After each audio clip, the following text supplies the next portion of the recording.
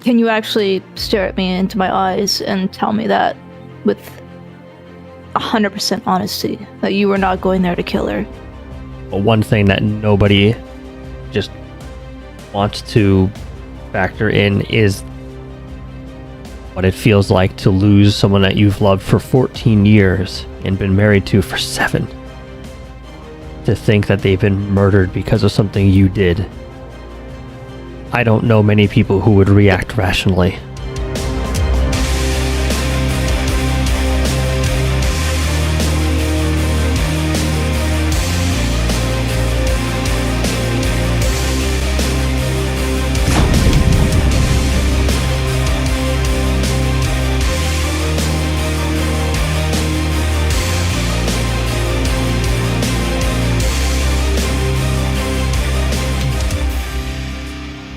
Hello, oceanographers, and welcome back to San Andreas' Finest. We are rejoining Harper Street, and, well, he's here in a motel room because, well, as you guys saw from the last episode, his house got burned. Yeah, pretty bad. So, yeah, this is actually, you've seen this in a previous video. This is actually the Harmony Motel, and I think it's really cool, actually. I really like it, actually. It's just really cool. But his wife's actually at work right now, and we actually just got a text message, and I think it's ignore the desktop. That's actually meant to be Glennon's, but you can only have like one phone for your like 5M account, and you can't have it for multiple characters yet. I really wish we could, so we could have multiple phones for multiple characters, but whatever. That's hopefully in the future. But anyway, we got something here. I think it's from Harper Street. This is Chief Fire Marshal Katarina Campbell. Are you available to come by the office at Station 1 soon? Yes, I am.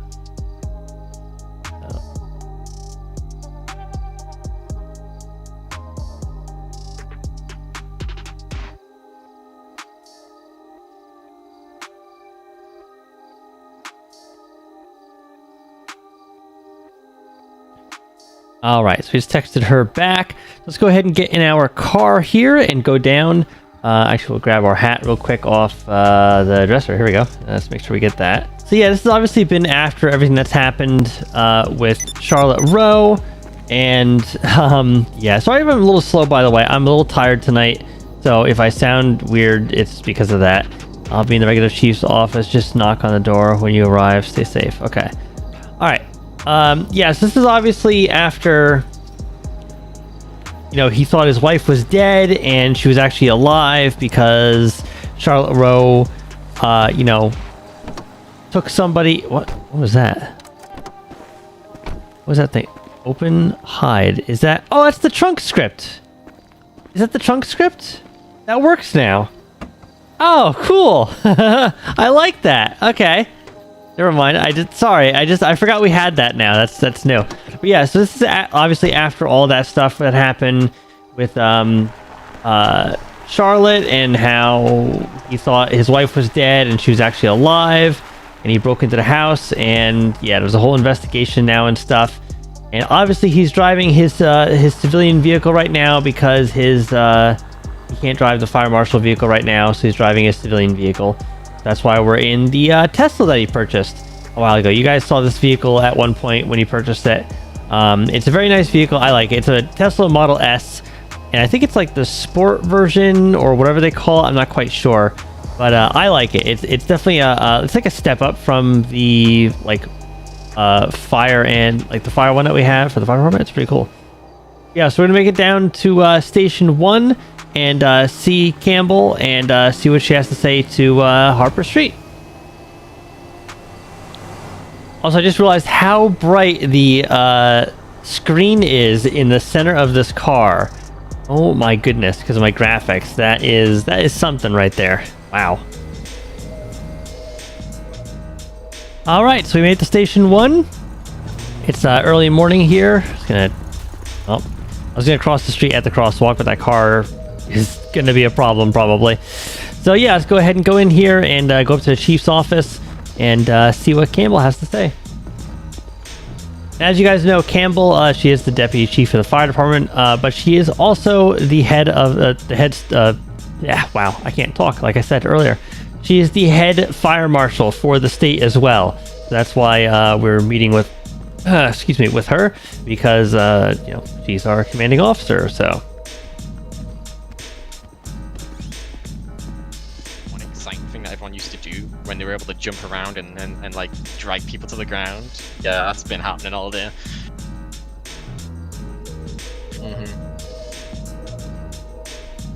I know. I tackled an officer and I was. Well, I'll get out of here. I'll be with you in just a moment, Mr. Street. All right, see you later. Alrighty, catch you, Campbell. Oh, hey, Street. All right, go ahead and come in. Yes, ma'am.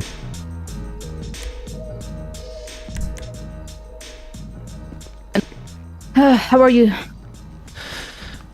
All things considered, I'm doing all right. Just trying to get you set. Really uncomfortable bed up in the motel in Harmony. Right. How's your wife doing and all? Well, she's a bit quieter these days, but she's trying to get back to normal, back to work and everything like that. Right. I mean, are you both mentally recovering from it? Because I read your report and then I've gotten a couple of eyewitnesses just telling me about it, and just wanted to make sure you're okay. I'm not gonna lie, Chief. I've been better, but I'm working on it. I really don't know what else to say. Really, I'm just kind of doing what I gotta do to just look after my family. That's all. Right.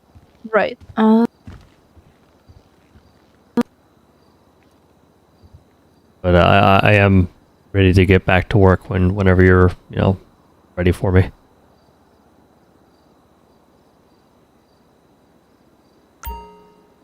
There might be a bit of a problem with that. Have officers contacted you since, or anything of that sort? No. After my initial interview with Corporal Kroll, I was just asked to lay low. I haven't spoken to the LSPD since then. Really? So they haven't actually? Okay. Is there like a follow-up investigation or more I need to do? Well, there is still an investigation going on with what had happened, because obviously that day was very traumatic for you. I can understand that. But I do have a few questions in relation to that. First of all, you were in your regular street clothes, right?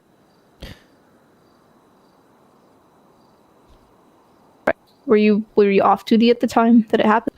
Yeah, I was off duty. I was heading, like I said in my report, I was heading to the beach for a little bit for a walk, and I was going to go down to Station 8 and do some paperwork down there.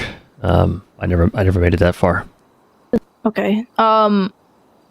That was my first question: is why were you utilizing one of our vehicles if you were off duty? Well, it's a take-home car. That's why.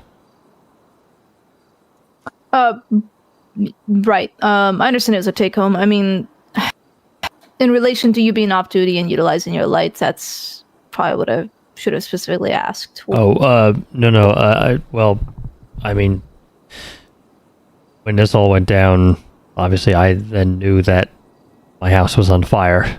I think I did what any one of us would do if we knew that was the case. Especially since my wife was in the house when it happened. Right. I understand the circumstances.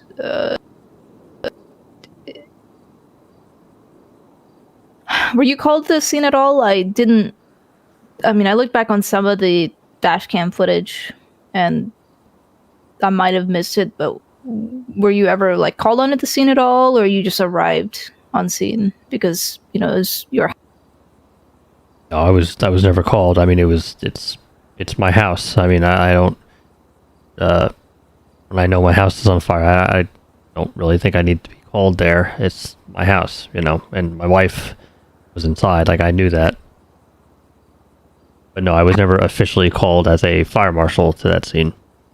Right. Then my next question is, did you arrive on scene in the state of mind that you were, that it was that it was a fire call, not specifically the fact that it was your house. I just need to know what your rationale was to, responding to it. Were you thinking just purely because it was your house and it was obviously involving your wife? I'm not trying to, interrogate you or anything. I just want to know, again, every little detail so I can write out my own report and see what happened. Well, to be perfectly honest with you, Chief, my first and only thought was of the safety of my wife. Everything else was secondary. So, regardless of who I am, what I was driving, what I was wearing, and whose house it was, my wife was inside, and that was my only instinct, was to get there and make sure she was safe. Yeah, I understand that. I don't know what I would do in your position personally.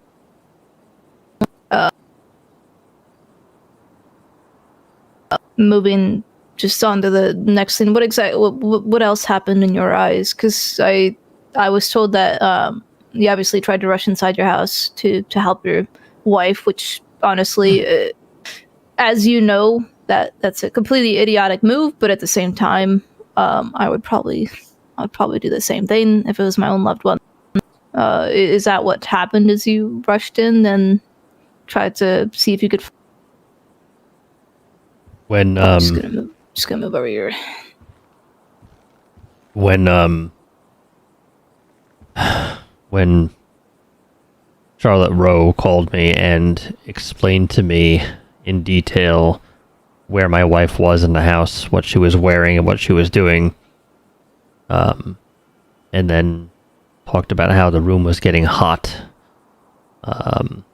and specifically asking me questions about what happens to the human body when it's on fire. Yeah, my first thought was to enter my house, not really caring about my own health and safety at that point, to get to my wife. And yes, I admit I wasn't going to let anyone stand in my way, but when I did get inside the house, I was restrained by one of our firefighters. I don't know which one, which is fine. They were doing what they were supposed to do. I did not interfere with them whatsoever, and I didn't really even have to if I wanted to, because they were pulling her out of the bedroom just as I got in the hallway. The woman that I thought was my wife. So yeah, I'm sorry, I might have trailed off there, but I was only thinking about my wife. I wasn't thinking about anything else. Okay, and I have to ask, what made you dash over to that other house? I saw that you went to a house, a little bit more north near Vinewood Hills. What made you dash over? As you know, that's from my previous report. That is the house where I had my involved shooting at Charlotte Rowe, and she said she was there, and I went to confront her, and I know that was wrong. I have stated so to the police as well, but I was not thinking rationally, ma'am. I was made to believe that my wife was burned alive in our own apartment, and it was because of that woman and because of me, and I really don't even remember driving over there, to be perfectly honest with you.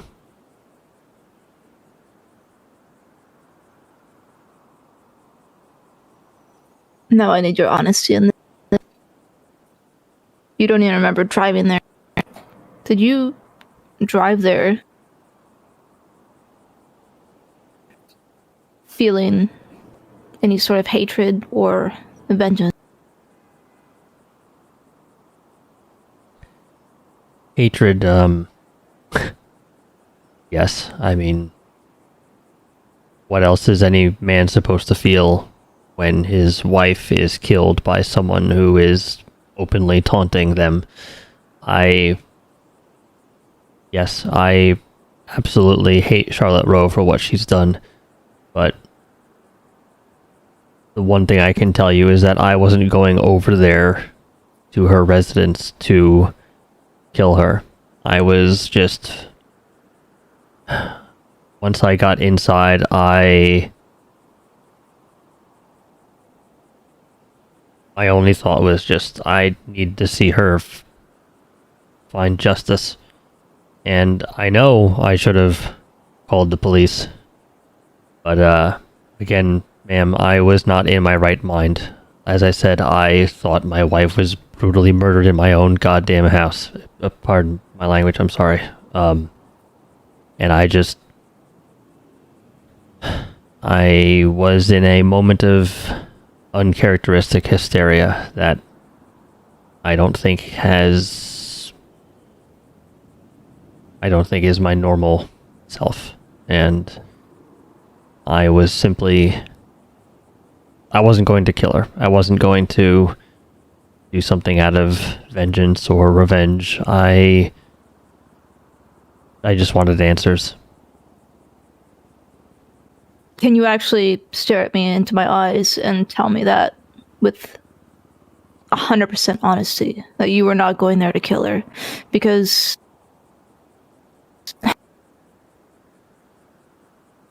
again, I understand the situation. I understand the pain you must have been feeling from potentially knowing that your wife was gone.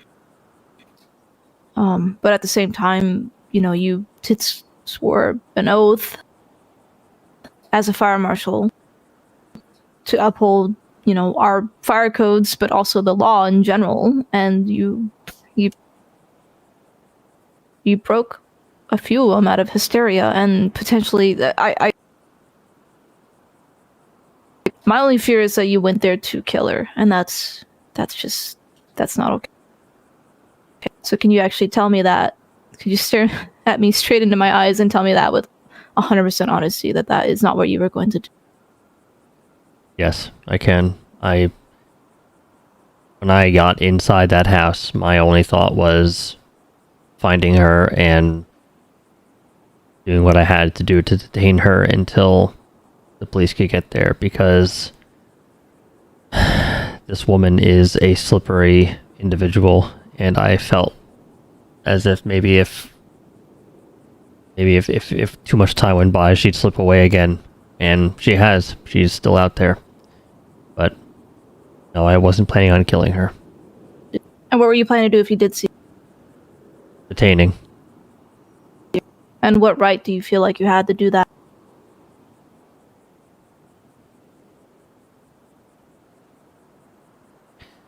I'm sure that's a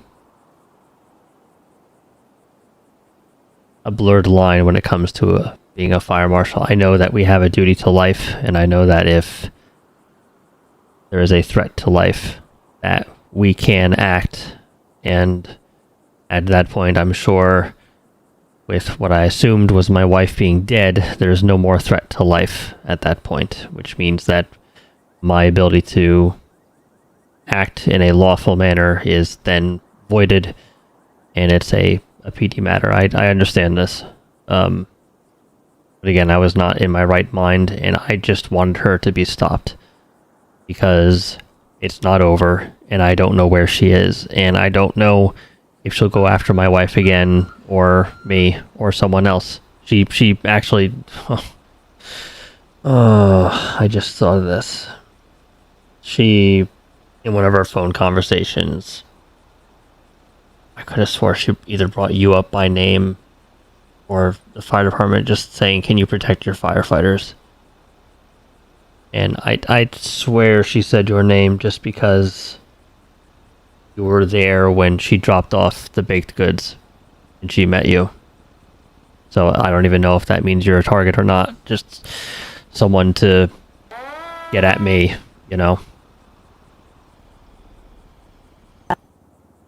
Sorry, I wish I remembered that sooner. And did you tell the police that? I only just remembered that part now. Well, here's the thing. You're way out of your jurisdiction. Way out of your jurisdiction. And again, as a fire marshal, as a law enforcement officer, to some extent, we do need to. We have an obligation to keep calm in stressful situations like that. Oh my. As you know, you obviously shouldn't have went after her. You could have told the police, and they could have surrounded her, honestly. They could have surrounded her and taken her much more peacefully if she was there, but the question being, if you had arrived and she was there with a gun, you would have had to shot her, and then you would never get your answer. Alright. 1 sec. Hey! Whoever's playing with the sirens, quit it!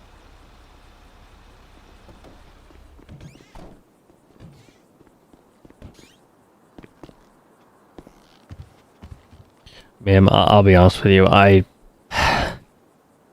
The most frustrating thing out of this entire ordeal, and it started with the corporal that tried to arrest me on that scene, pat me down like I was a criminal. I heard about that. I don't agree with it. Everything to this point, I understand I fucked up. I know I did. But one thing that nobody just wants to factor in is what it feels like to lose someone that you've loved for 14 years and been married to for 7. To think that they've been murdered because of something you did. I don't know many people who would react rationally. I'm sorry, I don't. But whatever has to happen, has to happen. So if you're here to fire me, it's our job to act rationally. It is. And that's the unfortunate thing, because we are, in moments like that, we are at our weakest. But the way you choose to handle them, that does show your strength. And at that moment of weakness, you failed to be strong. And because of that, the PD does not like what you did. I don't like what you did. I understand it, probably more so than them, even. But I'm not responsible for, what may happen to you in regards to that. I did receive a report that you are probably going to get charged with a few things, but the biggest one is going to be a potential felony on you. I hope you know that. I'm sorry that you're hearing it from me. You should have heard it from them by now. I'm not sure why you haven't. And that's on them. I can't tell them what to do. And I know that there's not really an active court for you to be able to fight it. I did talk to the deputy chief of PD, and he understands and, respects the actions to some extent of, what you took. He understands them. But he did say that there are just some things, you do them and there's consequences to them. That's just the fact of life, no matter what the reasoning for it is. No doubt. But you breaking into a house that's not yours, especially. That was another question I had. That weapon that you had on you, was that your service weapon or your own? Yeah, that was my service weapon. I was going into work after my walk, so I had it on me.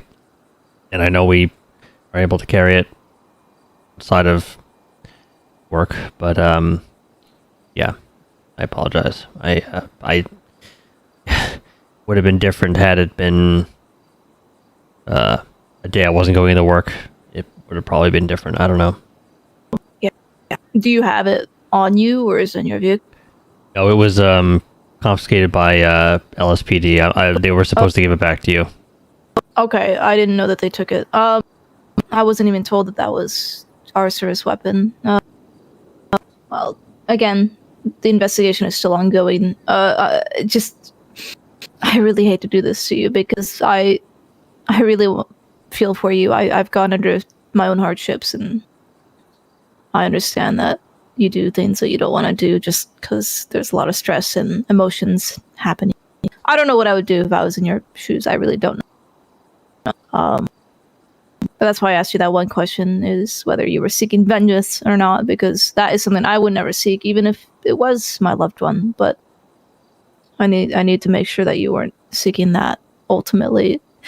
But pending investigation, you are going to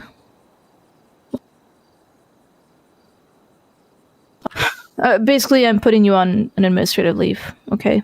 I'm suspending you from your work until the investigation is complete and until I know what they're going to be doing with you. Because I don't know. They're still looking into everything. Who knows? Maybe things won't be as bad as they seem. But under good conscience and policy, I can't have you be working right now, okay? I understand. But for the sake of what had happened,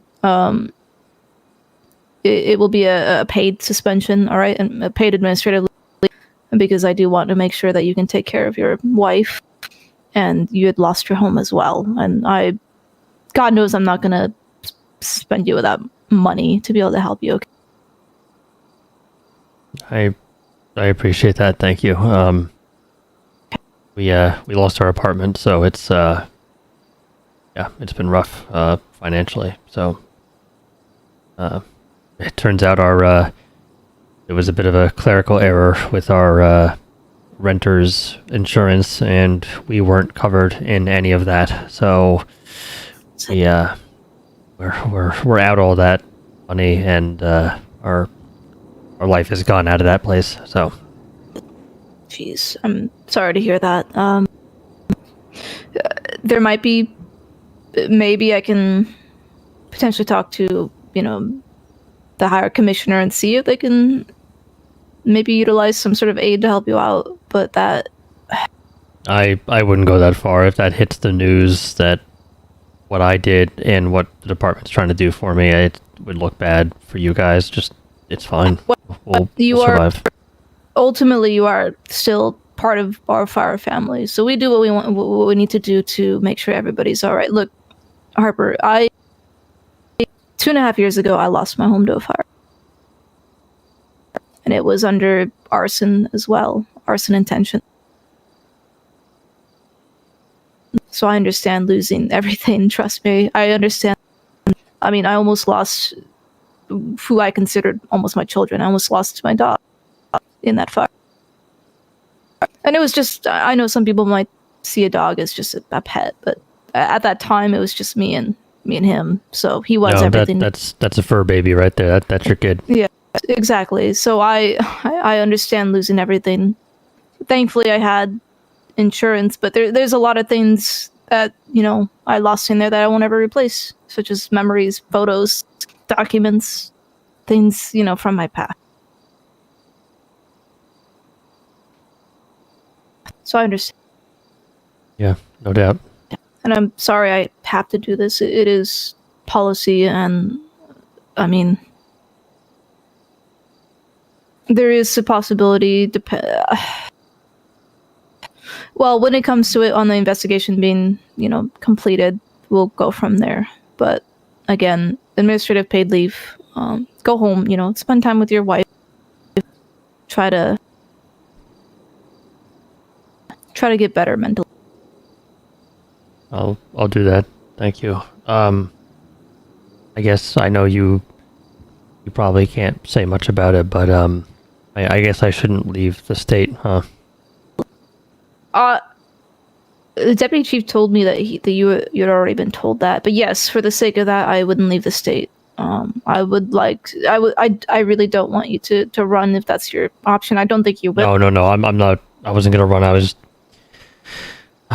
just thinking about getting my wife out of the state for a little while. Just go somewhere, get away from this. But yeah, you're right. I remember the corporal actually did say to stay in the area. So never mind. It's fine. I mean, if you want, it's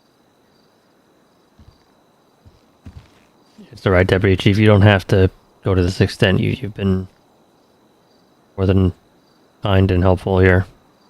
Well, I mean, like I said, if you want, I have contact information, email to the deputy chief. You could contact him, but I think the investigation is led by someone else, so they'd probably have even more details. But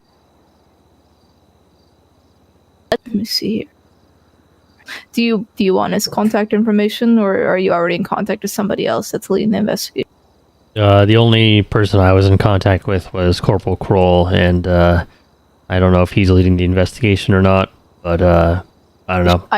I doubt that, but all right, I'll go ahead and just email you contact information on the captain, their captain, and then the deputy. I appreciate that. And then if you want to follow up, that's fine. Otherwise, I would wait and see what basically happened. Yeah, to be honest with you, I might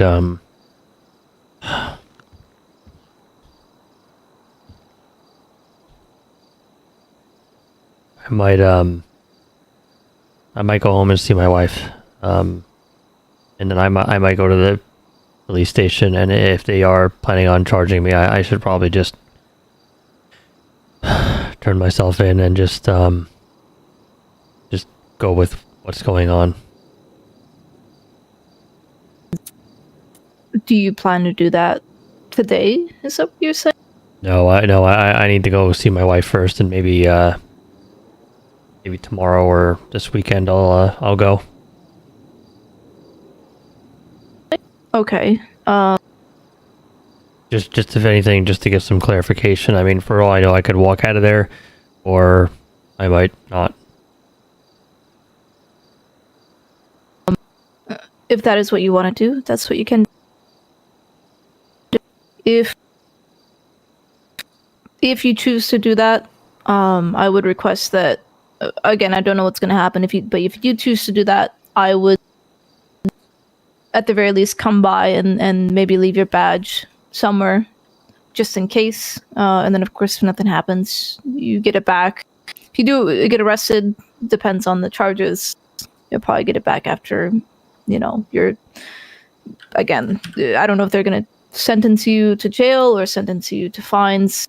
I don't know. Again, it's a slippery slope right now.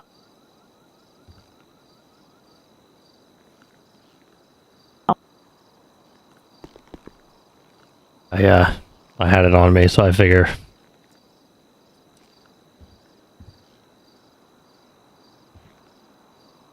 I really didn't want it to be like this. I'm sorry.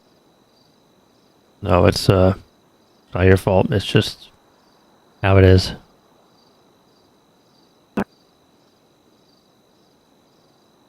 If you feel like you do need any sort of assistance in turn yourself in or go in there just to question, I can certainly accompany you. That's up to you. I'm just offering. I appreciate that. I might take you up on that. No, you're no lawyer, but you are my supervisor, so I'd appreciate maybe you coming along if that does happen. I've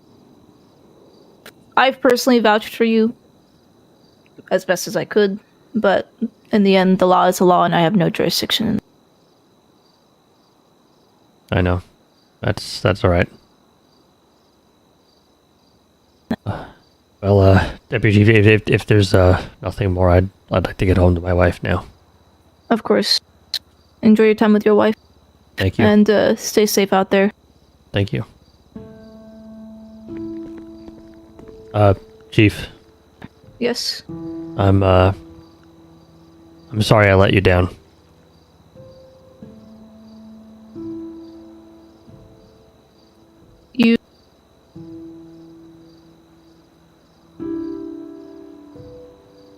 You did what you felt like was.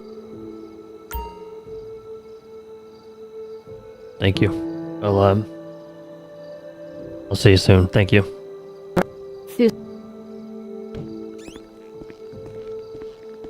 Oh, man.